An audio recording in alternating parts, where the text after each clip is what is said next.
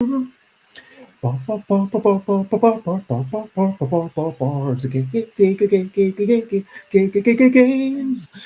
games. We might be talking about action retrieval, but we're not gonna shout. This is a thing you can in a game you can do to take all back all the things that you used. Maybe you decide which order in which to do the things so that you don't have to then go on to lose as many turns when you take back your actions. And this makes you strategize about your situation. Action retrieval is what we're talking about. Action retrieval. I'm not gonna shout. Hello, good morning, good afternoon, whatever it is, wherever you are. It's 10 a.m. UK time. Time for Busy Beats and Board Game Bladder. Today we are chatting about action retrieval with Alan Paull. Hello, Alan. How are you generally today? Yes, I am. I'm generally okay. Actually, yes, which Excellent. is good. Although I have just heard that the conference I was at the weekend, there was somebody who had COVID who tested positive on Monday. So I'm hoping there has been no spillover. But then I had COVID earlier, and I might be. Yeah, definitely. I might be. I might be. You might have an increased immunity thanks to not only all the jabs you got, and then that hopefully meant that when you finally contracted it, you actually got over it a bit faster without so many symptoms. Yeah. So I'm hopeful, but it was a bit of a. That's going to happen, isn't it? Every now and then, we're all going to get it. Anyway, let's skip over that. Yeah, otherwise, I'm actually feeling quite fit, and we're lucky in this house in that we have. That you get the sunshine. I get the sunshine as well. I was thinking that downstairs, or I'm in the office, which is hot, but downstairs we have a lounge which has got a window at each end, so we get a nice through draft. So although it's really baking hot outside, we get a lovely breeze, which is fabulous. And I know Charlie's out in the garden at the moment, weeding away. So. Yeah, it's good weather for it. I'm very pleased that she's out in the garden weeding. I don't do that kind of thing at all. I'm not a gardener. I'm not a terrible gardener. I'm just not a gardener at all. I will occasionally help mowing the lawn. That's about the level. I mean, it's more about your level of inclinations and your level of skill. Yes. I don't know what my level of skill is. I haven't bothered to try to find out, to be honest. Anyway, yes. So yeah. I mean, people don't have to be identical, and you don't have to share every hobby to be together. Exactly. What do you think makes a good relationship? Having respect for each other, spending a lot of, from my point of view, spending a lot of time together, and loving each other, which is the main. There has to be. I mean, a lot of time. I mean, there is a limit though, because you need alone time as well, right? Well, I'm not sure I don't need any alone time at all myself. I find that I'd be happy just being with Charlie all the time. That wouldn't be a difficulty. But I know some people do feel they want to be much more individualistic and go and do their own thing, and I do that occasionally because I've just been away. I guess the other thing is that there shouldn't be the compulsion to do everything together. If one person wants to go off line dancing and one person doesn't, there shouldn't be the compulsion to say, "Oh, why won't you come to line dancing with me?" I think that's kind of an unhealthy part of the relationship if you feel that compulsion. Yeah, accepting that your partner may have other interests, and that's perfectly fine. And support and encourage. And I know you say you don't need any alone time, but if you were never, I mean, I guess you could be together and still be alone together. But if you didn't ever get to do any wargaming, which I don't think is something that Charlie doesn't engage with, that would make you sad, I'm imagining. That would, yes. I mean, we often, for example, just sit together in the lounge reading books. We're not reading the same type of book at all. We're just together reading books, which is fine. The wargaming one is the one where there is not a meeting of interest at all. Charlie really doesn't like that type of stuff at all. But let's today, inspired by the book Building Blocks of Tabletop Game Design, and inspired by the fact that all of these mechanisms have been helpfully put onto Board Game Geek. And a Yes, few years ago, they were put up there. So there are a few hundred of them. So it's going to take me potentially a few years to go through all of these. But I am going through all the mechanisms one at a time. And hopefully by the end, I'm hoping that I will understand them a wee bit better. And today we are talking about action retrieval, where we'll get to that in a minute. It's all about playing some actions, and then the actions are maybe on dice, or maybe they're on cards, or typically on cards, and then you do some action where maybe you skip a turn, or you play one card that the only point of that card is to pick up everything else. And I felt like you had used this in one of your published games, but I couldn't remember which one. That's the March of Progress. It uses that, yes. You may not have you've played March of Progress. You even I just couldn't remember which one. I can't remember all your games as well as absolutely. you do. But yes, that was the one. I mean, I wouldn't expect you to remember the name of every Aldec game that you've played. No, quite. Yes, I feel you're right. Yes. But yes, I guess we'll have some things to say about it. But first of all, let's spend a couple of minutes talking about recent highlights, living life and seeing the sights, recent highlights, playing games and other delights, recent highlights. Yesterday was a lovely day for me. I had Tiz coming over, my co-designer for Seize the Power. Yeah. Here it is. It's in a box, which is painted red, obviously. Oh, lovely. I mean, it's not even... that's nothing to do with the published thing. But... we made some tweaks. I sort of invented a solo game, which I thought might work, it might not. I played it with one character, way too difficult. Played it with two characters, fully cooperative, my two characters against the machine. I managed to beat the machine. And then Tiz played it a couple of times, didn't quite manage to beat the machine. Excellent. And then I played it the second time, I beat the machine. So, even as the designers, I think there's definitely a few tricks that you can use to make it a lot easier for you. And I think that I'm not sure I would definitely play it again, but if I hadn't designed the game, I think it would have taken me more than two games to get to that point. And, there's plenty of solo games where I've been like, after one game, that's it. So I think that it's not the game, because I want to make that clear. The game is for the multiplayer negotiation competitive game. And we then played it 3 players in the evening, which was fine. And we had some good ideas. Maybe the discrimination should ramp up, because if it's flat, but then the money income from it that everyone gets with the jobs rises, then that means that actually discrimination matters less at the end, which is a really astute point made by someone. And then they said maybe the money that you can get from these discriminatory rules should be based on a value like the amount of education or the number of jobs out or something like that, where it actually ramps up, which should be a bit more exciting. And so that was my first thing. If you need to turn the thing off, I'll give you a moment to do that. And then the other thing that we played, which I really enjoyed, which I don't quite have it right beside me, was Hideous Abominations. Hideous Abominations, a game of putting together cards of different creatures, and you're trying to... It's about set collection, where the sets are having lots of ears or having lots of fingers, and then the fingers could be coming out of their chins, because, these are really weird creatures. They're even weirder than anything that I've drawn. I'm not exaggerating.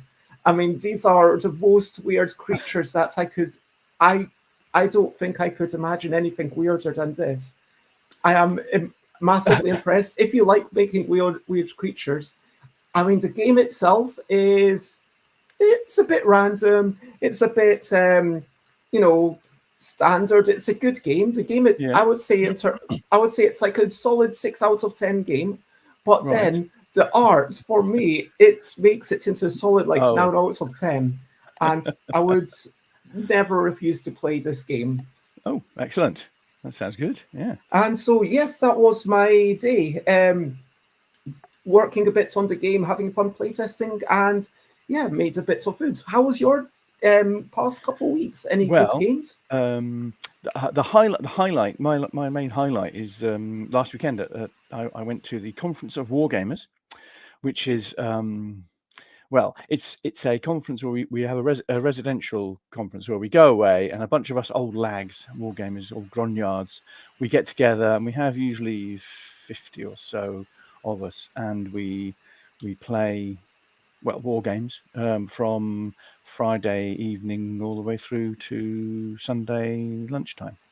Now, it's a bit of a special one this time, because normally we go to Nuston Hall in Northamptonshire, but that venue, unfortunately, has closed or is closing. So we weren't able to go there, which was a shame, because it has really fantastic food there. So the organisers, which is nothing to do with me, I'm just a mere member, had to come up with an alternative venue. And fortunately, one of our number it works at the National Defence Academy in Shrivenham. Ooh. So we were able to go to the National Defence Academy at Shrivenham, which was very, very exciting. So we had a very large room right next to the tank shed. So we access to the hall is through this massive, well, another hall, I suppose. A bit like it's possibly about half the size of 4A in Essen. So quite a big area full of armoured vehicles, most of which apparently work. I love the way that now everything is just compared to what is a comparable Essen Hall. Yeah.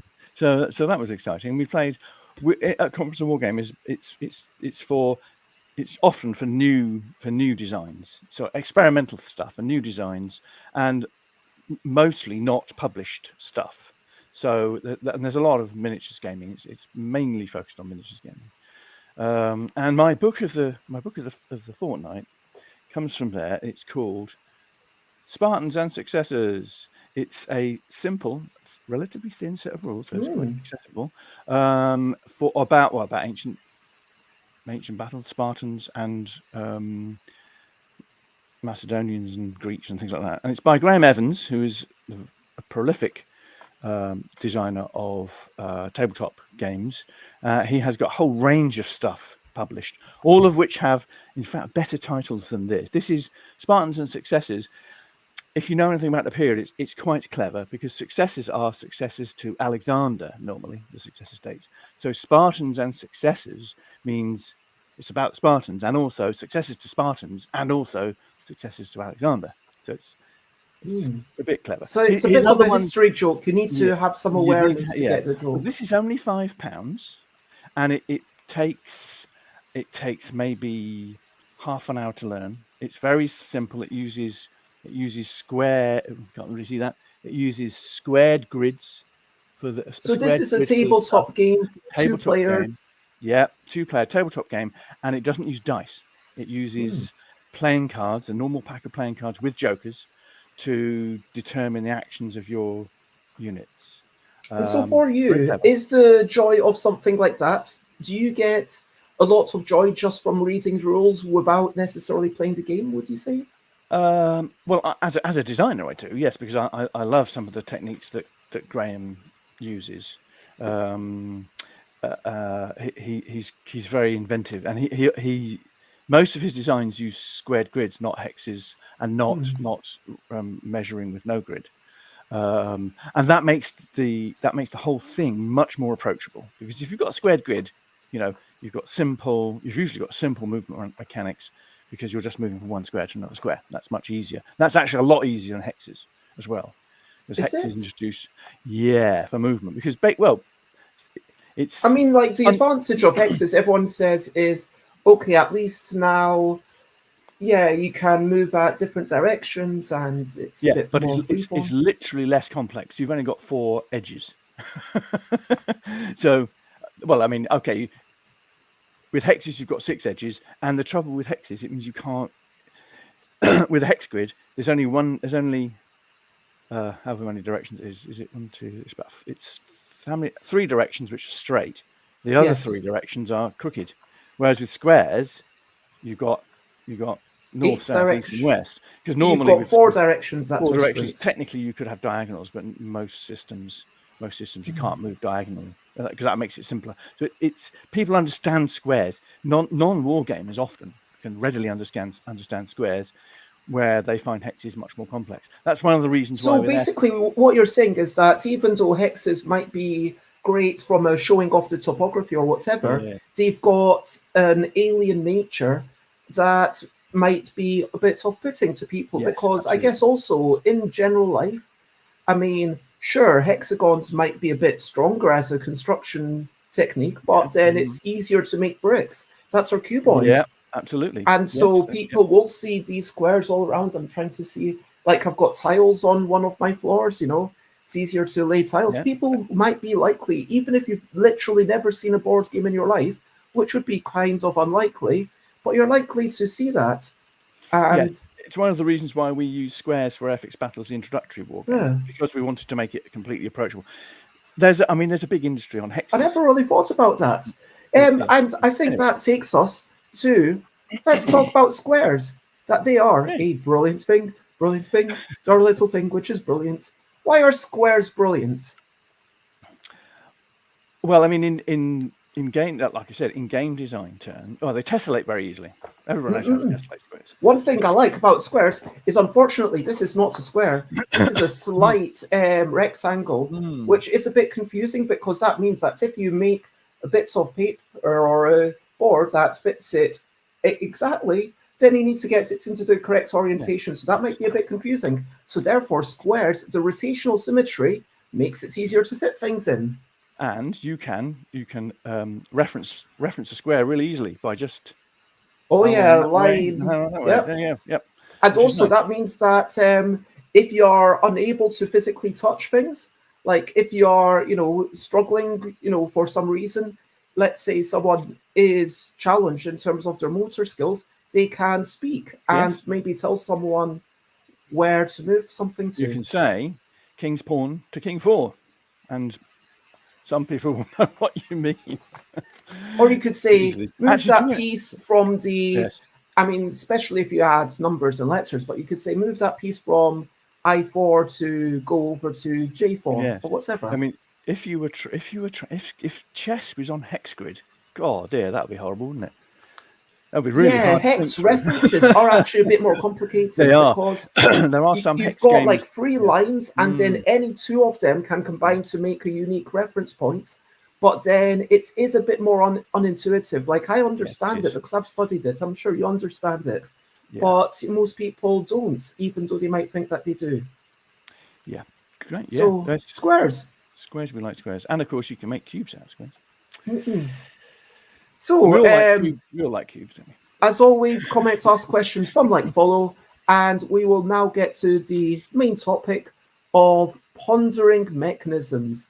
So, where's my little thing? So today we are talking about action retrieval, which I gave a little summary of, and in the book itself, it is described almost exactly as it says on Board Game Geek there. Each player has a set of actions available to them, represented by cards, tokens, or some other component. Yeah. That was an interesting word change. Once the action is performed, the component is spent, and the action may not be performed again until the component is retrieved. Action retrieval may be an action taken as part of a turn, or it may consume an entire turn. And yeah, there's some word changes, but Board Game Geek basically has the same thing. Yeah. I looked through some of the games, and really interestingly, there's not that many games with action retrieval listed, only 133. 133 seemed like a fair number in absolute terms, but yes, compared to the how many games are there in Board Game Geek now? I can't remember. But there are lots. I can't remember, but like if we, huge numbers. Like, if I look at what number was Gloomhaven was 174,000. There we go. Oh right, 174,000. Wow. Yes. Oh right. Okay. So, I but I just want to draw attention to the fact that 5 of them are in the top 28, and then like there's a bit, but like that, like people really like action retrieval. I think that it's because it kind of fits in with what people like about games and Board Game Geek. It leads to strategizing. I will note that for some reason, Cult Express was listed, which I think was a big mistake. I thought so as well. Oh, Yeah, I agree with you. It doesn't feel like action retrieval. I mean, is there? Do you take an action in Cult Express to get your actions back? No, like there's never, and also like the whole point is you're kind of giving up something in order to take these back. I think that's the key part of it. Like, I mean, it's a decision point. I felt that the point of action retrieval is it's a decision point to get your actions back. I mean, as a counterexample, if you have a game where, say, you've got 10 actions and you have to play all actions, and then when you finish playing them all, you get them all back. Is that action retrieval? Because you're not actually making a choice about. You're not making a choice about it. Yeah, that's an interesting point. I don't think so. I think that's just. I would say it's not really, because I mean, if there's something that happens automatically, it's not really that, is it? No. I mean, it's like saying, okay, there's this board game, and I've got a robot, and then the robot rolls the die and then moves a pawn, but I never do that. It's just that I play the card, and when I play this card, the robot rolls the die and move. I wouldn't even call that roll a move, because I noticed, because even though roll a move is interesting because it doesn't actually feature any decision point. No. Oh, I don't. Well, mechanics don't have to have a decision point, but I think it's about the experience. Like roll a move, if you're not actually rolling the die and moving the thing yourself, it's no longer roll a move. If you give someone else an order to do it, and that's the way the game works. Hypothetically, if there was a little robot in the box, I don't think we could be too picky about action mechanisms. I was just thinking, if you're using dice rolls, for example, Combat Commander doesn't have dice in it, but the deck of cards that you use has printed dice rolls for you. So is that a dice-based game or not a dice-based game? I would say no. It's reflecting the exact same probabilities as dice, except we're not. I mean, is it not without replacements? I mean, are you shuffling the cards every time? No, you're not every time, but you do. So there you go. So you're actually, it is actually different. It is different. It feels. And I think more fundamentally, but it isn't. If board games are about what we do and what we experience and our agency, I think that you have to be actually doing the thing. I think your point of you make the decision of when to retrieve your actions. That's the key. And at the same token, a dice rolling game, there has to be, I think, some physical elements of rolling the dice for it to be a die rolling game. And I think it and as you've pointed out, in a way, it has to be an atomic action. In other words, you roll a dice and there's no memory of that. Whereas if you're, quotes, rolling a dice with cards, that does include some form of memory. So it's not the same as rolling dice there, is it? Even though the players might not recognize it, and even though the effect might be quite tiny. I mean, if we've got action retrieval, let's say we've got 10 actions, and we have to play 9 of them, and only on our 9th and our 10th can we do the actual retrieval. I think that is still action retrieval, isn't it? Yes, 100%. Yes, because also then what is action retrieval? It's not just being able to retrieve these things, but it is also, I guess, I'm actually starting to wonder whether the 10 and then you have to do all of these and then you pick them up would actually still be action retrieval. Because if what you say is that these are situational actions, and if you do them in the wrong order, then, these are wasted actions. You might not get to do them at all. But no, because then it essentially becomes action programming. Yes, I don't think we have to worry too. Yes, it does become more action programming. You're right. I don't think we have to worry too much about it, But like unless you're right. unless you've There got is a choice. Do I yeah. take back my things now, or do I take them back later? Do I do this one move, or more commonly, it might be, do I do these 2 substandard moves in order to get them back for free? Yeah, because you're looking at each separate mechanic separately, but they're all together, as it were. I mean, you're looking at I think I think you can and probably have to define each one. So I think by action retrieval we mean you have to take some form of decision to get your actions back, however slight that decision, I guess.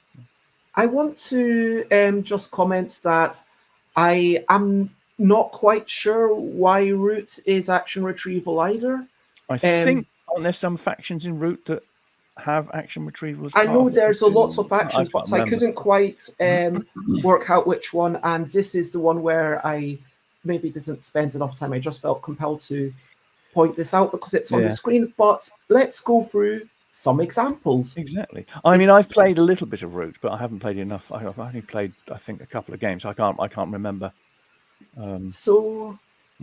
Example number 1 that I've got up is Century Spice Road, which I think is almost the simplest form of action retrieval, and I think it's a really well-designed game. I assume you've played it and I have played it, yes. A similar appreciation of it. I feel like all the mechanisms are fundamentally about building up this hand of cards. You can take new cards, that's an action, or you can play one of your cards that you've already taken, that's an action, or you can take back all your cards because maybe you've got these amazing cards. And the really fascinating thing is that action retrieval is all about that planning. And with the trade cards, because you get to do them multiple times, it really pushes into this sense of planning. It almost feels like the most archetypal action retrieval hand building game that I could imagine. It's a very pure game for what it does. Yes, I would agree. Yeah, it was on. I've got to have a list. It's on my list. I mean, I haven't played huge numbers of games with action retrieval. Actually, I was looking through the list of 133, and I've only 1, 2, 3, 4, 5, 6. I've only got about 8 or 9 of those that I've actually. Well, bear in mind, there's tens of thousands of games out there. You can't expect to have played them all, but absolutely, that's the thing. We can't play everything. Here, this is a game that I was not familiar with, but this is one of the ones that was referenced in the book, so I thought I would check it out. And are you familiar with Assault of the Giants? If I'm not at all. So in this game, that looks, that kind of thing looks familiar. So what's going on here is really fascinating.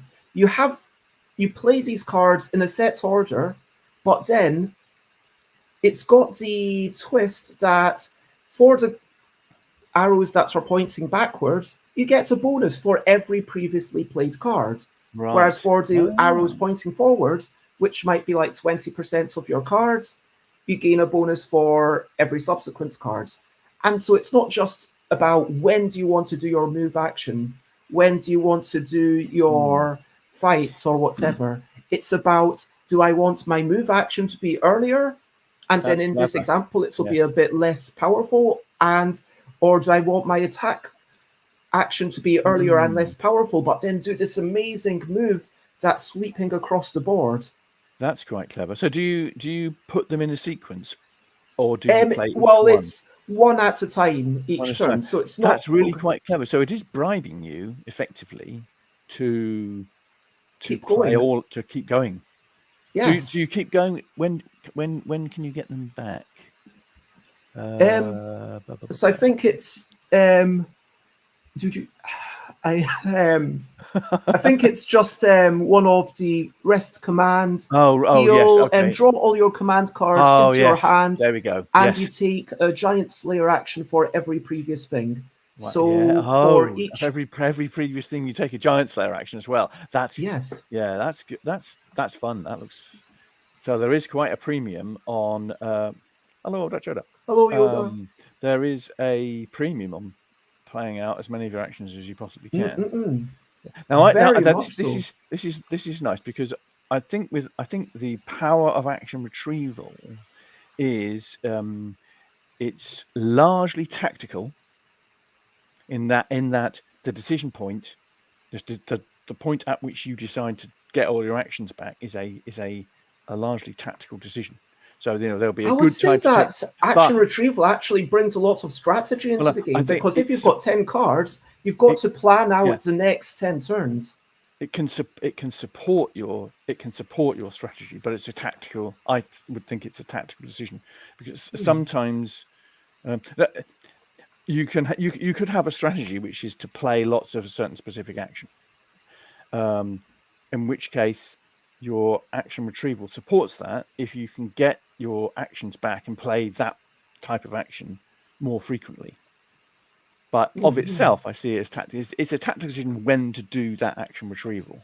Yes. But it's a very, and that's not, I'm not downplaying, tactical isn't necessarily less important than strategic. 100%.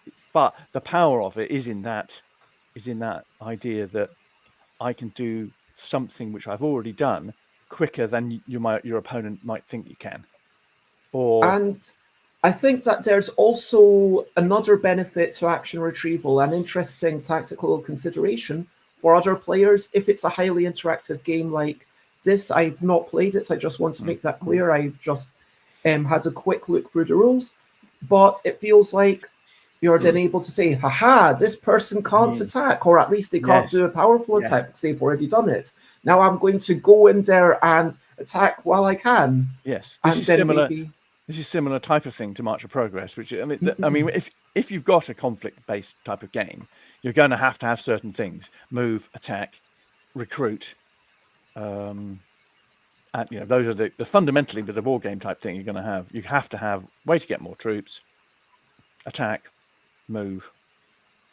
Presuming it's got some form of maneuver element, which it probably will have. Hello, J. Guard. Lovely to see you.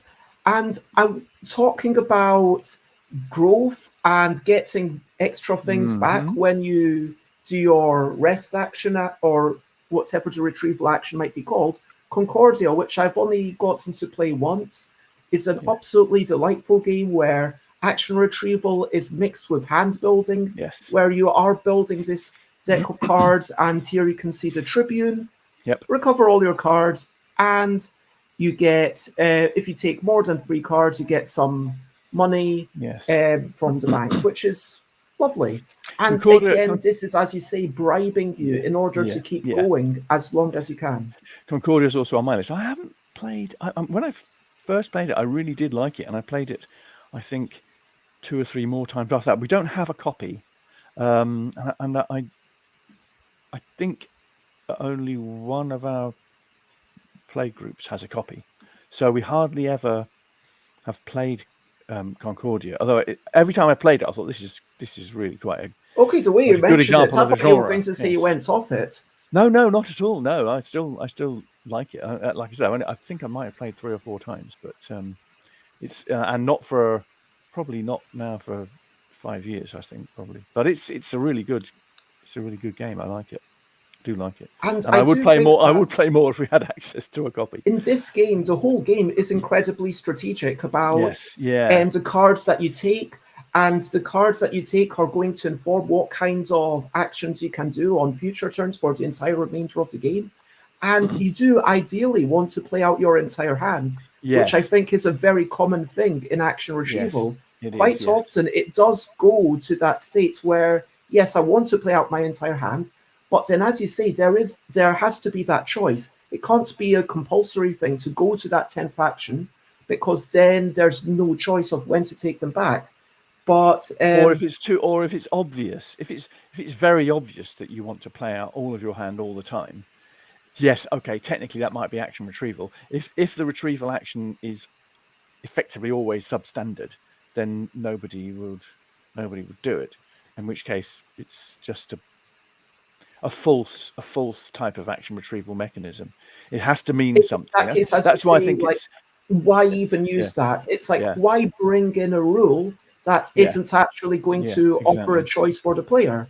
Then that's inefficient design, right? Yes, indeed. Yes. So I think the tactical, it has to be a tactical, I think it is, sorry, it is a tactical decision. It has to be a meaningful tactical decision. And the ones which are the really good ones, I think, are where getting your actions back is a difficult choice to make, because, and I think this is where Concordia scores, because they're often there. You want to do more of the stuff in your hand, but there's really important stuff which you've already played, which you want to do again, and so there's always that agonizing choice. And I think there has to be a difference in card utility. There have to be better cards and worse cards, I believe, in order for it to sometimes make sense to take back the things early, and sometimes make sense to, you do those substandard things.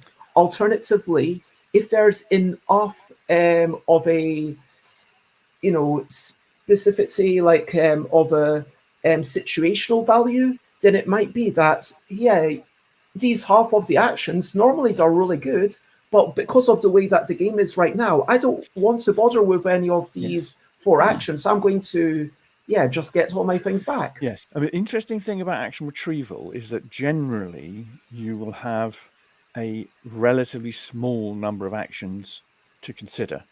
I mean, March of Progress has 8, although some of those are paired. It's not very common to have like 20 actions as an action. Well, you need to have them all in your hands. You need to be able to digest what they can do. You need to be able to think clearly about what those actions can do.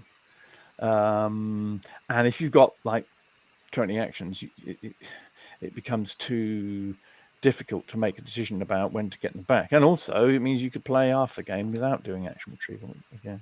Hello, it's lovely to see you. And yes, today, as you can see, we're talking about action retrieval games. And I think this is a really interesting point that you make, that if you have too many things, like whatever mechanisms you use in the game have to almost be used frequently enough to be meaningful. But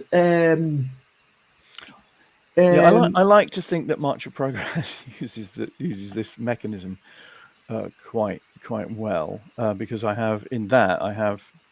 there's a move 1 action and a move 2 action. Well, the move 1 action only moves 1 army. Move 2 we'll actions get to that towards the end when we're talking about our own things. I've got just 2 more things that I'd like to talk about. Firstly, Spirit Island. It doesn't really explain what's going on here in the rulebook, because the rules are divided between the rulebook and the player boards. So looking at this thing from someone in your every turn, and this is the important thing, that it's all contextual. You need to look at steps C and B, where every turn you're gaining energy and then you're playing some cards. But the cards aren't just you get to play one of them. You play the cards and then you pay the power cost as well. But then you are doing some sorts of growth each turn. And for the growth, you could take an energy which allows you to do more of the cards. Or you could draw cards from the deck and keep one of them, but then you discard the rest. And really interestingly, the ones that you discard, you will be able to get back into your hand once you do the reclaim. And so you are, again, giving up one of these things, but there is an action retrieval, but actually the action retrieval is not substituting playing one of these actions, but it's almost substituting something else, if you see what I mean. Yeah. And I think that's a really interesting system. So you get all your discarded cards back into your hand, but you can only pay for a limited number of them. Yes. That you'll use. And each turn you're going to gain energy. Yes. And if you did not reclaim them, then you could get bonus energy, or you could stock up even more for the future, where you take just one card from the deck, which isn't a lot, but then you get even more in your discard pile for the next time that you reclaim everything. The interesting thing about action retrieval is that it can be implemented in such a huge variety of different ways. Because it's obviously linked to playing actions. It means that you can you can use a whole panoply of different ways of getting stuff back. You could have just choose to get all your stuff back. You could have pay a cost and get your stuff back. You could even have get some of your stuff back, but not your other ones. And you have to make some form of selection about which ones you're going to get back. You can have delayed. You could have you can have action retrieval, but a bit like Concordia, if you don't play some cards out first, you don't get a bonus.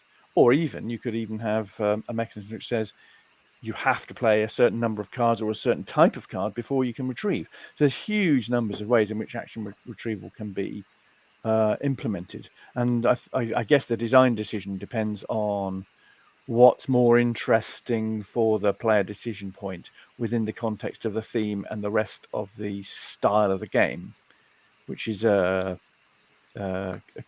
interesting thing. I think with Concordia, the designer there wanted people to play a variety of different actions each round and not just be able to focus on one. Yeah, it really pushes you towards and diversity. I think of you're action. right. I mean, Roll for the Galaxy is another one of these where you can recruit and take something new, and that's great. Or instead, you could take everything back, and that's kind of like an action retrieval. Although I've not played it and I couldn't quite wrap my head around. And finally, we've got Gloomhaven, which for those who don't know is pretty highly ranked on Board Game Geek. And considering the complexity of this game, you might expect that if there's action retrieval, it will be done in a slightly complicated, but it doesn't need to be a big part of the game because there's a lot going on in this game. And sure enough, the only way to refresh and recover your cards is through playing another ability. Right. And there are I've some not played cards. Gloom. I've not played Gloom. Neither have I. No. Oh, right. And but I was just. It was one of the in the book. It was one of the things that was mentioned, and so again, I need to thank Isaac Shalev and Jeffrey Engelstein for their pointers. And what's going on here is that you're allowed to recover a limited number of things, but you can't recover some things that have a little X on them, which means that you cannot recover these. And having the idea that some cards are just so good that you can only use them once per adventure, whereas other things are, standard actions and you can take them back. That's a really interesting twist, I felt. Yes, definitely. But yeah, do you have other examples? I mean, we're already going a bit long for just examples, but do you have other examples that you feel like we need to talk about right now? Chakra was an interesting one as well. Yes. Because with Chakra, you're not using cards. You're using your actions are on the board. Your actions are on the board, and you're getting your workers. Are they workers? I don't know. Getting your workers back. I mean, it is action. It is action retrieval, because you're retrieving the tokens you will then place on the actions that you're going to do. And the interesting thing about Chakra is that those tokens are also used for. Can also be used for placing your stones in key locations, which technically isn't an action. So it's quite an abstract. It's a very abstract system and quite simple. So you're moving your stones around with the actions that on the left of the board there you can see. You're moving them up and down depending on circumstances, and trying to get those coloured tokens, coloured gems, I suppose they are, into the right slots. And the action retrieval there, basically, you can choose to retrieve your used tokens whenever you like. But if you retrieve before you've used them all, then there's a disadvantage, a slight disadvantage. However, the common actions you want to take are the ones that move things a lot. Like there's a move down 3, there's a move 2 and a 1, and the other, and some of the actions are just blatantly weaker. So when you've used the strong actions, you may decide in Chakra to effectively not use 1 or 2 tokens in order to get the freedom to use the stronger ones again. So that's why I'm saying it's quite, the action retrieval is tactical. So for tactical reasons, you may not want to play them all out. And it's really interesting in Chakra. Also, if you've played all but 2 of your things, then you might think, well, I might as well play the last 2. It makes sense. But you might get into a situation where actually you're just, as you can see there, some of them have 3 movements. Some of them only have 1. I mean, that last one, it does give you a bit more flexibility, but even so, it is objectively only 1. Worse. So tactically, you may have situations. Well, I suppose in a way, what you're trying to do with Chakra is you're trying to move your stones so that you can make use of all your actions by the way you've planned out your moves. So in a way, the action retrieval is to literally retrieve some bad decisions you've made earlier. So if you've got 2 stones, if you've got 2 tokens that you haven't used, you've probably made a mistake. But at least it does allow you to correct by getting your actions back and reusing. And I like that. It's you. Ideally, you do want a game. You do want to play the game so that you never have to use an action retrieval before you must. But the fact that the interesting thing about this game is also that you get to look when you retrieve your action. You get to some information about the final scoring, because there is random scoring of all of these colors. And so potentially at the start of the game, you might want to retrieve your actions a bit faster and just do the powerful things, try and sort things out and say, okay, well, I'm doing that anyway. It doesn't give me any information if I look at that number, but let's look at something that I might do or might not do. That feels like strategically the better thing to do in this game. And this is just such a wonderful, I've got to admit, the first time I played it in Cannes, I felt like, okay, that's fine. I'm not super impressed. But then after I played it maybe another 5-6 times on Board Game Arena, I really got invested into the strategy. I could see, wow, this is really lovely. And there's a lot at play here. Yes, I mean, it is an abstract game. And the mechanisms are all relatively simple, but it is how you put them together that's important. And the action retrieval is a really key part of your decision making in there, because the only way you get more information about where the best scores are is by retrieving your stuff. So even though tactically it does look as if playing all your stuff out is best, and you're right, there may well be strategies where you just want to play 1 or 2 actions and then get back. And you always need to, in Chakra, you always need to be ready to take advantage of potential mistakes that opponents make, or to take advantage of when good things come out of the bag and are refreshed. You can pick up resources that you need cheaply and put them in places which allow you to deploy them cheaply. It's very opportunistic. You always need to be ready for that. So if you play out all your actions, so you can't do anything except action retrieval, and then the really good stuff comes up on your turn, you do look a bit foolish because you can't take advantage of it. Hello, Mike. I think this is Mike Nudd, designer or developer of Dice Hospital is probably what they're best known for. Co-designer, developer, it depends on how you see it. But lovely to see you, and asks if we mentioned Rococo or Obsession, which we haven't. I have, to be honest, not played either of those games. I don't know if you have, Alan. I haven't either, I'm afraid, no. But, sorry, Mike. But thank you for popping up. Do those use action retrieval in a slightly different way, or were you just shouting them out as examples of good games which have action retrieval? Because for sure there are hundreds, and obviously we can't talk about everything. I would like to, now we've talked through some examples, Mike just says they're both great games. So I will bear that in mind to play it if I get the opportunity ever. How do they impact the game, and how will it affect the experience at the table? I think that it does add an obligation for forward planning, and it achieves, fundamentally, it's another key decision. It adds strategy, it adds tactical considerations. Yes, I mean, I totally agree. That the whole point of action retrieval is to provide an important tactical decision point for players. And I think it really, well, it depends on the complexity of the game. I don't know how Gloomhaven does it. It's probably got a lot more in it, obviously, but probably. Yeah, Gloomhaven might have a couple might of have mechanisms. a couple of other things, bits and pieces, but the action retrieval in a lot of games, well, obviously because actions is what you're doing in an action-based game, so retrieving them is like usually going to be quite a key operation.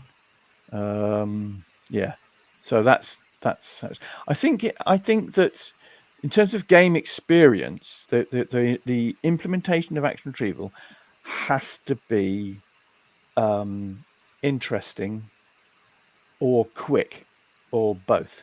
Isn't that and true it of has every to be, single game? I mean, like, well, that yes, seems like, well, I'm sorry yes. to say to Salad, that seems like it's fairly obvious. I know, meaningless. but yes. But what I mean is, the example I gave where you've got 10 actions, but you can only get them back either on the 9th or the 10th. I don't think that's particularly interesting. Yeah, like as a thought experiment, you have to have some flexibility, and the idea is that sometimes, I mean, if it's and the other thing is, I don't want to like retrieve all my action tokens, and there might be, I retrieve 10 action tokens, and I have to put them all back on each one on a particular place on the board or something. That's got a big overhead in taking them back and putting them all down. Yeah, I think it's that faffy. So for sure, it has to be an interesting decision, and then it's and just a case of sweeping up all the cards. Because the interesting things in terms of your decision making and how you play, and if you like getting on with the game, is the actions. So if it's a war game with action retrieval, the interesting things are going to be the positive things I'm going to be doing in the game are going to be moving and attacking, probably. And that's what I want to. I don't want the action retrieval to overburden the cognitive load. I want to be able to get on with. Retrieval generally, I think it's more of a supporting mechanism than a primary mechanism. Yes. I mean, J-Fool's Guards wants to just mention, yes, there's more things going on. Gloomhaven, you have to get rid of one of the action cards in case anyone was wondering. Nice. And then we get into what kind of games can it fit. Like, I think that I could absolutely imagine a dexterity game with action retrieval or a real-time game, but I think that it, like a lot of the mechanisms that we're looking at, that have been looking at, it requires a certain level of complexity. And so I think that whilst I could imagine a dexterity game with action retrieval, I can't right now imagine a good dexterity game with action retrieval. That's a challenge that's a challenge to people. Yes, come up with a good dexterity game. A good one. There we go. A good one. But like, for sure, it has to be about strategizing between different options. It has to be a game about the availability of options. It has to be a game in which sometimes you want to do all the things and sometimes you don't want to do all the things. And so there has to be a contextual application to these things. And so, there has to be enough of a framework to make all of this fit, right? Yes, and I think the part of the framework is the number of actions that you can possibly take. So if you've got a game which has got dozens of actions, action retrieval doesn't really work, because there are better mechanisms for that kind of game, I think. Well, having said that, the first thing that we looked at, Century Spice Road, there are, I don't know how many, there's probably like 40 different actions that you could end up with, all of them slightly different, but they all fit a very similar framework. Yeah, but how big is your hand? How big is your hand? I can't remember. Like, it can get as big as you want, but then if you just you grow a card and then you play that card, grow the card, you play the card, that's really, really inefficient. You're just doing an action every other turn. Yes. Although you can grow your number of actions grossly. You don't want to. It's not efficient. You do want to thin. Yeah, it's down. Very much a just an emergent limit rather than anything that's enforced by the game, and I think that's Well, yeah. Can we say the obvious? I mean, Sure. you have to have some actions. There's not a whole lot of point in having, you have to have different types of actions. Chess doesn't have action retrieval. I mean, although you like probably could design a variant of fun, chess like with action move retrieval. one of these pieces, and each card could have like different potentials. Like this could be move one of your pawns, and then like once you want to, if you want to move a pawn more than the number of cards in your hand, you need to retrieve that. Yeah, in fact, there are so many different versions of chess. There probably is one. I'm not sure. I'm just going to have to look that up now. But carry on.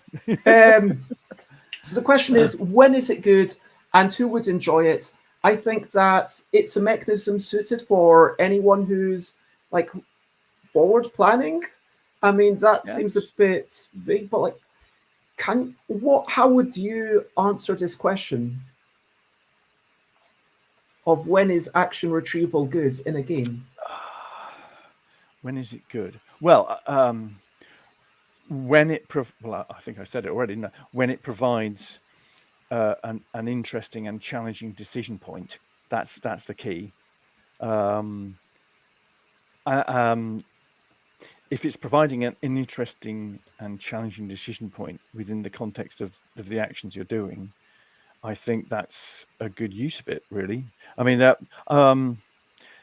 And I want basically, to you're choosing. say I think that you're choosing this a makes mechanism. it a very insular decision point. It's a point of maybe also it's a point of less interaction. So it suits games which are more about pondering, planning things, and having a bit of a personal engine that you're building up or a personal plan. Whereas in a game which is more about the other people around the table, a game which is more about the negotiation might potentially be less suited to it. Like someone who's seeking to play, if we look at the frameworks of people who are looking to beat the game, people are looking to explore the game, people are looking to beat people, or people are looking to explore people. It's kind of, it feels the people who are socializers, who are looking to have those grand experiences, this doesn't feel like something that's going to bring much to them. But for everyone else,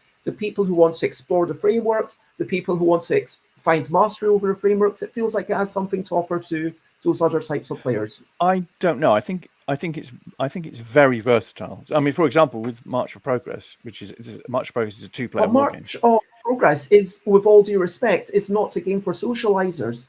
I think that I mean, like if you look at the 4 dynamics, like I think it's mainly about exploring the game, exploring what's possible, and maybe trying to find mastery over the game or over your opponent. And I think it does very well in all 3 of those areas. Like no game is for everyone. And I just think that for the games that are about socializers, I guess that gets into the when's it bad? Like that's like, it's just like, it's not a game for socializing. I'm just saying that. Might be a bit of a moot point. Might be. I mean, another game we were playing yesterday was Merv. Do you know Merv? Yeah. Made by Fabio Lopiano.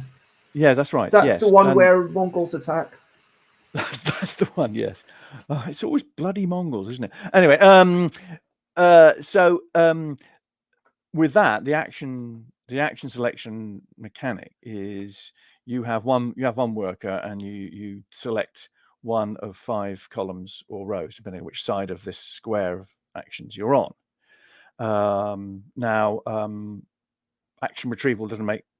I mean, the choice they made there was to have those building tiles which you place on have a big square grid of 5 by 5 grid of action. There we go. So those tiles in the middle there are actions that you can take, and coupled with resources that you can get, and you can put a building on the tile, which means you get those resources whenever you do an action in that row or column again. So that tile is doing a hell of a lot of work. Now, for that game, which is, I suppose you could call it a fairly typical medium or medium heavy Euro, probably. For that game, action retrieval doesn't work because your action is tied up with resource gathering. So you wouldn't have implemented action retrieval in that situation. Also, with that one, the actions, the building sites are part of the kind of maneuver space. They're actually integrated into the maneuver space. You can't do that. Action retrieval really is that one where it requires you to have actions on cards or tokens, or it says in the definition, or some other affordance, which is an interesting phrase. So you have to have something which you can literally pick up and take back into your hand. So it's where you've got a set of personal actions that you can then play out, rather than a set of potential actions that multiple people can do. Same with chakra. You're taking your tokens back, you're playing your actions on your own personal board.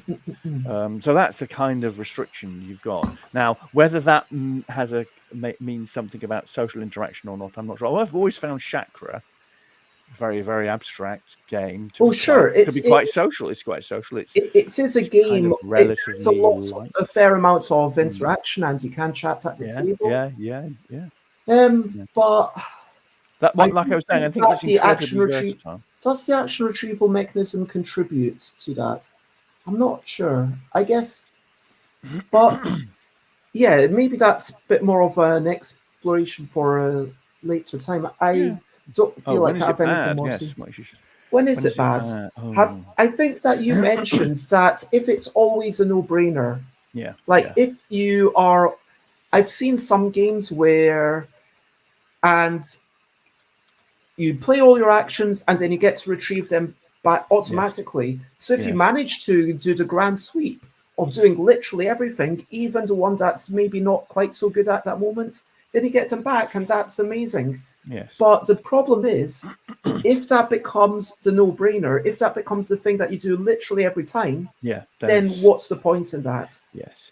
So there has to be some form of balance of actions. If there's one action which is obviously the best action, and you can retrieve your actions immediately after you've done it, that's a no-brainer. It's just, well, that's just bad design. No, because maybe you do that one and the second best. So at least, because the question is, if you're doing the absolute best action, 50% of all the turns, or if you're doing the first and then the second best actions, 66% of the turns, as long as the second best isn't such a dramatic drop, it's probably still worth doing it. And then we get into the chakra, which is at what point is the drop off in quality worth it? And so I think so I feel like you need to have some variation.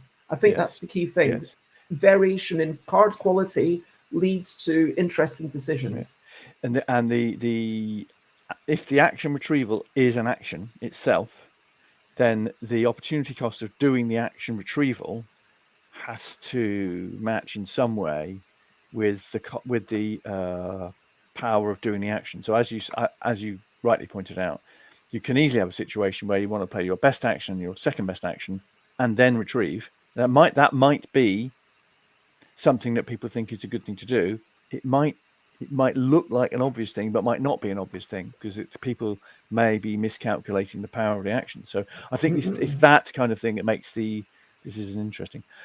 On that front, I mean, with March of Progress, before you can do the action retrieval, you have to have played at least one card. And that was quite deliberate, because I didn't want people just to be going... my action retrieval in that game is basically you score victory points and get your actions back as one action. So I didn't want people just to be able to go score, retrieve, effectively, because score and retrieve is one action. So you have to play at least one other thing before you can get your actions back. That, in a sense, was supposed to reflect some kind of command control between the political and military leaders. So there's some kind of delay in doing things like that. So it's supposed to reflect that kind of thing. Yeah, and it's a very nicely made game. I mean, congratulations on... Thank you. I remember playing it, I can't remember. I think it was printed. I mean, you don't hand make many of your cards. Like, I mean, I meant printed from a home printer. Yeah, you did play one of the prototypes, yeah. And it was like, but And that leads to the final question of whether we've used it in any of our games. And would we? yes. So, like, Yeah. you have, I mean, as evidenced on the Yes. screen. Would you Yeah. continue to use it in future games, do you think? Yes, and I have you think used it in other games of yours? I don't think I've used it in any other games. No, but I would definitely. I'm thinking of doing a more complex. Well, I mean, in a way, I'm thinking of developing the March of Progress concept and using that for another game or two, because I think there are some. It provides some very interesting relationships with strategy. It provides a good framework, I think, for making strategic decisions. And in fact, I would say that in here, because you score, the scorecard is also the retrieval. It does have a very strong impact on your strategic situation. In fact, you could almost argue that in this particular case, action retrieval is strategic and tactical, because you're actually scoring points to do it. So you may, for example, in this game, if you happen to get the drop on your opponent by skillful play, you may literally want to go score, do something else, score again, do something else, score again, in order to get victory points to win. So you may, if you've outmaneuvered your opponent, that may be a perfectly reasonable strategy to use. But I want to investigate a bit more. In fact, I want to investigate a bit more of the overall strategy of things like World War One. And there is a World War One scenario in March of Progress, but it's concentrating on the Western Front, and I'd like to broaden that out to cover the whole of World War One, actually, but using this very simple mechanism where basically one card is one country, and one army is all the whole German army on the Western Front is one army piece, or whatever. I want to investigate that kind of, a bit like diplomacy, but not focusing on alliances, focusing more on military strategic decisions. And I think action retrieval lends itself to that, because it means you have to commit. You have to commit really up to a point. At some point, you have to reorganize. So, and there's lots of periods in World War One where both sides had to kind of take stock and work out what to do next before then moving on. I think World War One kind of lends itself to that kind of. So it's like the taking stock cards is the thing that allows. Yes. Yeah. I wanted to say that my prototype that I made when I was working on the game that's now known as Yogi, and I distracted myself with a healthy distraction of saying, okay, I'm going to start doing daily game designs, and 2015.18.a, the first one that I made, was something that had been in my mind for a while. And it's almost like, yeah, if I'd spent all my time trying to do these illustrations of people with the cards on their nose or whatever, I would have just gotten upset, because you can't be banging your head against just one project. That's at least not the way that I'm working. Yeah. And so I decided, it's like, it was a game, kind of the easiest theme, all about combat and magic. So, magic can explain anything. Combat, it tells you exactly what you've got to do. You can multiply your troops, you can send them in, you can move them around, you can actually fight. And each of the spaces had different magical powers. And you could play a card where all the magical powers are activated, where you've got majorities. And if you played all your cards, then you could take them all back. Otherwise, you could spend an action to take them all back. Yeah. And the thing I like about action retrieval, if it's cards driven, is that you get to see on your cards, what can I do? Now, there's not much point in saying, okay, here's all my cards, what can I do? Okay, I'll put it down. Okay, now I'll pick it back up and do it exactly the same choices next turn. That feels wrong.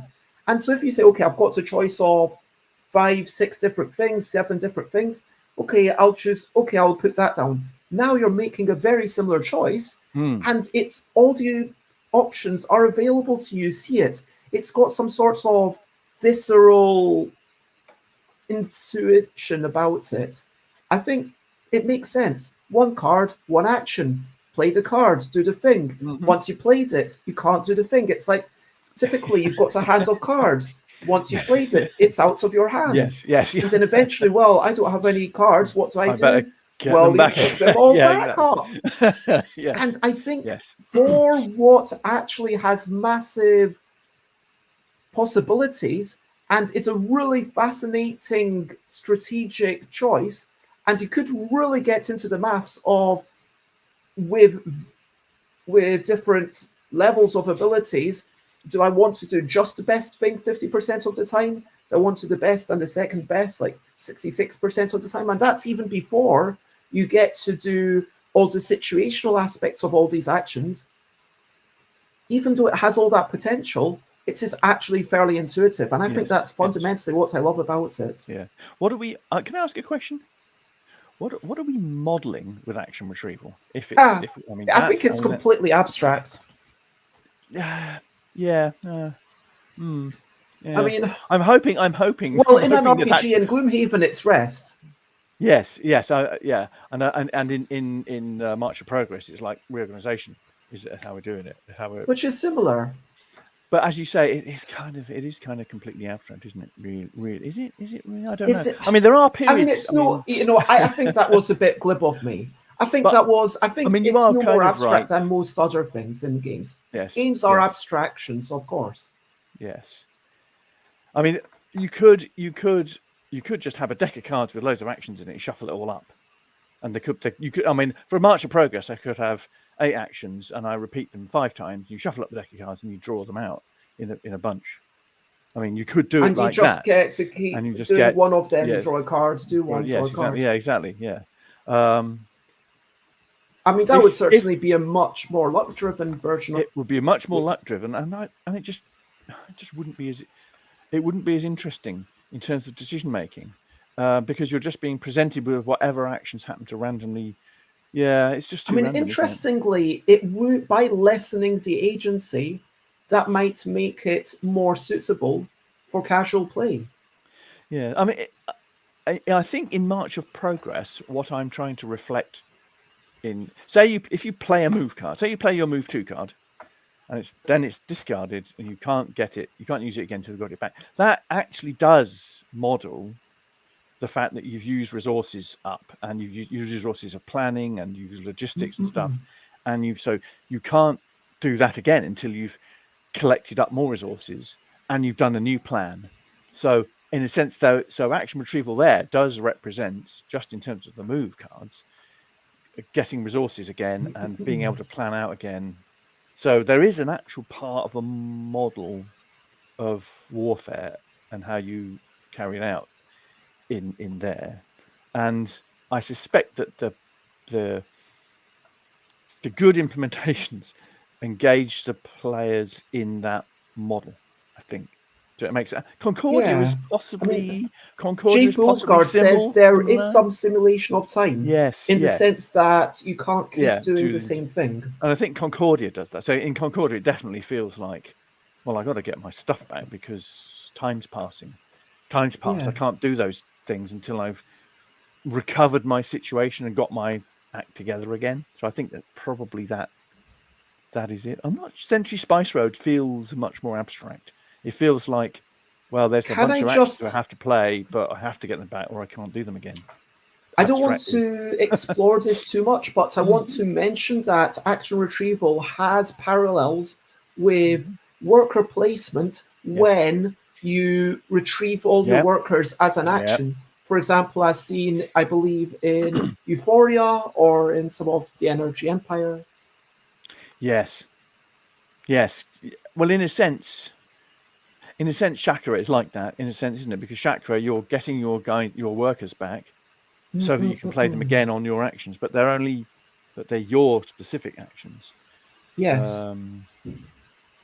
And I think that's the key thing, that with those actions are your actions. You know what you are capable of, and because you're playing on your specific player board in Chakra, that means that you get to do all of these things. There's never I could take all my people away, but maybe that means I get to do that. Maybe it doesn't, because someone else might beat me. And so actually, what's that called? That's work. That's a action placement, isn't it? Yeah, with shared actions, it's really interesting to ponder that. But what would it be like if it wasn't a big queue? Yeah, because actually we have defined action retrieval as each player has a set of actions available to them, so it's not. Yeah, I think it's really important that it has to be guaranteed for you. Yes. It's not the same as just getting the workers back and putting them out. Absolutely, I just wanted to draw the parallels. Yep, good, excellent. So is there anything else that you would like to say about action retrieval? I think we've covered the ground fairly well, unless anybody thinks we should say something else. Have we missed anything else? If anyone's got anything to say, then please feel free. Otherwise, if you've got a question of the day, feel free to ask your question, Alan. Otherwise, I will ask, what is your favorite action retrieval game that you can think of? If you've never played one, out of the ones that we've mentioned, are there any that you would be keen to play? My favorite action retrieval game, I'm going to actually think about the ones that I'm going to say Concordia. Even though I've not played it very much, that's the one that if you said, hey, let's play one of these games and ignore the time it takes, time will start off exactly 1 minute from now because we go into some sort of time dilation or something. Which one would you like to play? I would absolutely go for Concordia. Mm-hmm. Well, personally, I would. I know it's mine, but I really like March of Progress in terms of that is actually really good. I'm not going to lie. But Roll for the Galaxy.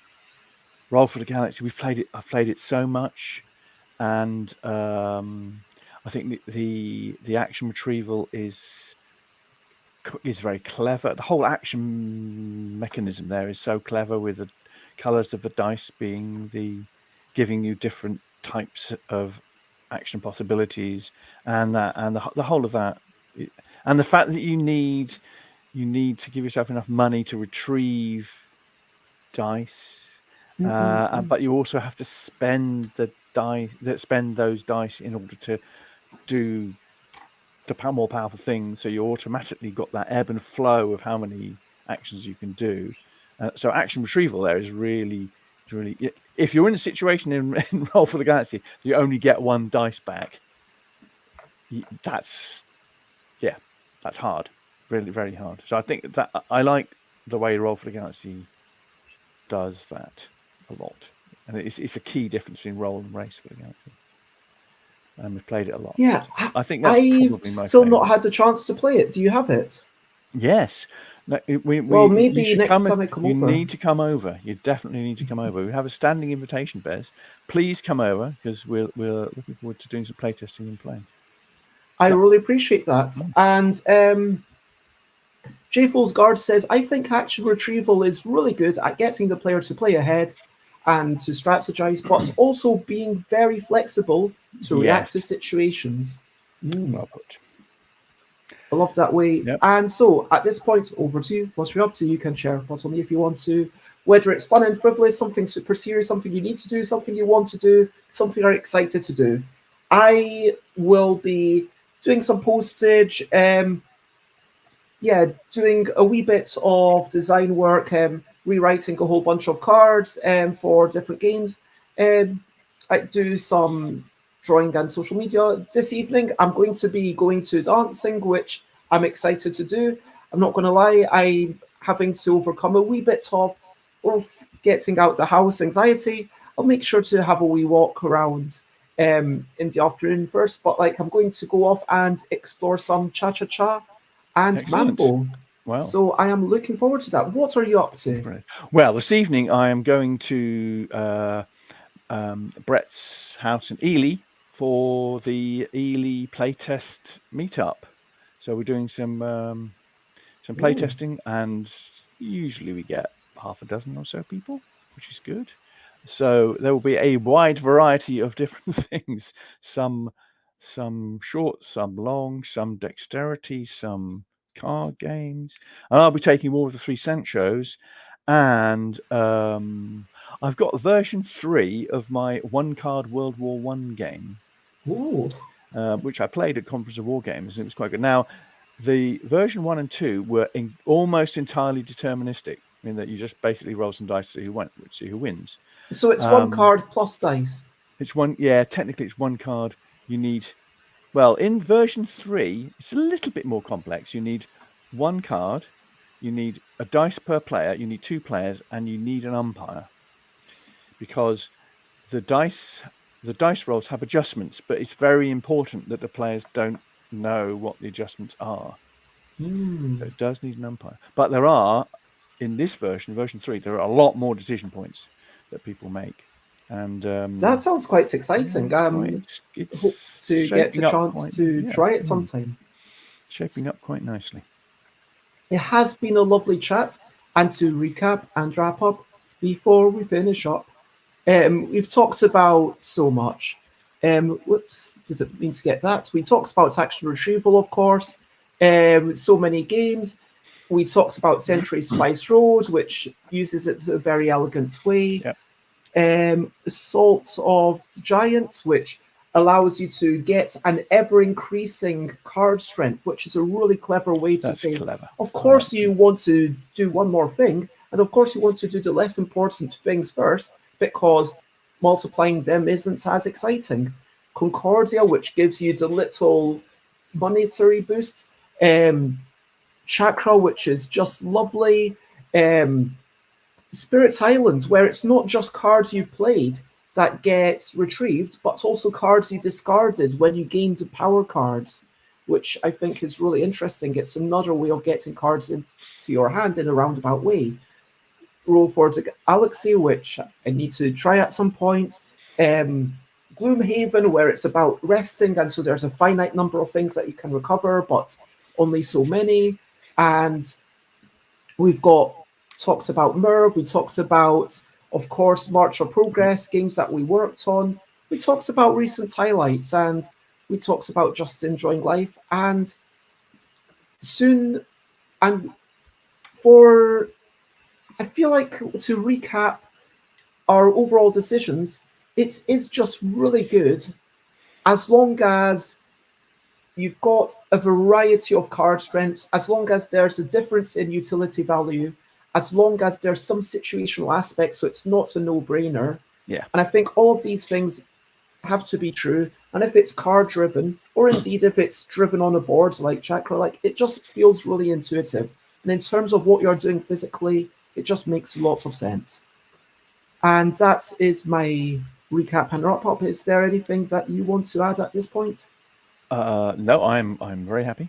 Okay. And I will be getting on with Airfix Battles, D-Day Compendium, and Kingmaker, which we're checking artwork for, and our Snails and Grails game, which is we're having an update on Friday for that as well. So a lot of work to do this week, and we're on Wednesday already.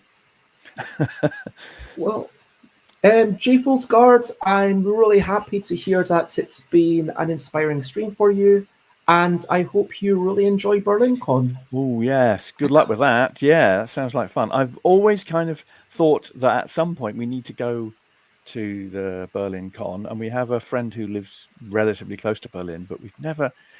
I think that if we hadn't had COVID, we would already have done it, but not just yet. So I was planning to go last year, but then we kind of had a bit more of the COVID, but yeah. I'm just going to remind people that if you want to check me out, then I am Stuff by Bez in basically all the places. And if you want to check Alan out, where do you like to be found? I am Alan at alanpaull.co.uk, or Alan at surprisetechgames.co.uk, or I'm Bentham Fish on Twitter. And of course, Surprise Tech Games, we have a website and have a blog there if you'd like to comment or look at that. That would be great. And if you want to email Alan, then that is alan at alanpaull.co.uk. Yep. And thank you very much, everyone, for being parts of this show. Oh, yes, future streams. Tomorrow I'm meeting Phil Vizcarro from France, who's running Cosmoduck, which is a company that I might be interacting with in a professional capacity. We'll see what happens. On Friday will be a short stream, and of course my 700th is coming up fairly soon. Ooh. A week on Friday. Okay. And I'm focusing on a lot of amazing people who Rita Modal, Kathleen Mercury, Rian's Laurie from SDR Games, Liz Davidson, who does Beyond Solitaire, Dr. Anya Pabuda, Tanya Thompson, Nikki Valent, and Josie Finch, Rose Atkinson, and Jess Medringham. All people who will be contributing so much to the conversation, and I encourage you to come. And it will be slightly shorter, just short enough so that it doesn't glitch out on Facebook. Right. So basically shorter than 8 hours. But thank you very much. And was at BerlinCon the first time last year, a really nice smaller convention, says Jay Foolsguard. Yeah, it does sound like a lot of the things that I just love, where you're not really going as a trader. Like, I would never go to Bastion as a trader, but it's just so much fun. Enjoy it. Have so much fun if I don't see you again. And for now, bye, bye, bye, bye. This is a goodbye song. Bye, bye, bye, bye. Thank you for watching along. Bye, bye, bye, bye. This is the end of the show. Bye, bye, bye, bye. And now it's time to go. Bye, bye, bye, bye. This is a goodbye song. Bye, bye, bye, bye. Thank you for watching along. Bye, bye, bye, bye. This is the end of the show. And bye, bye, bye, bye. And now it's time to go. Bye-bye, everyone. Bye.